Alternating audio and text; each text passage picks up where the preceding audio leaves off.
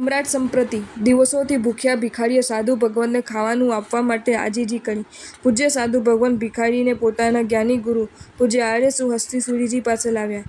ભિખારીએ ખાવા માટે દીક્ષા લીધી. તે જ રાત્રે પેટમાં શૂલ ઉપડ્યું. શ્રેષ્ઠીઓ તેમના પગ દબાવવા વિગેરે સેવા કરવા લાગ્યા. મુનિએ વિચાર્યું કે આ દીક્ષા જીવનનો આટલો પ્રભાવ છે તો મારે આ જીવનને વફાદાર રહેવું છે. તે જ રાત્રે મુનિનો કાલધર્મ થયો. શુભ ધ્યાનમાં મૃત્યુ પામીને સમ્રાટ અશોકના પૌત્ર તરીકે જન્મ પામ્યા. સમ્રાટ સંપ્રતિએ જૈન શાસનની અદ્ભુત પ્રભાવના કરી. સંપ્રતિ રાજાએ 1.25 કરોડ જૈન બિંબો, 1.25 લાખ જૈન મંદિરોનું નિર્માણ કરીને ઇતિહાસમાં નામ અમર કર્યું. જો તમને આ વિડીયો ગમ્યો હોય તો આ વિડીયોને લાઇક કરો અને શેર કરો અને આવા જ નવા વિડીયો જોવા માટે જૈન ફેક્ટ્સ એન્ડ સ્ટોરીઝની ચેનલને સબસ્ક્રાઇબ કરો. ધન્યવાદ.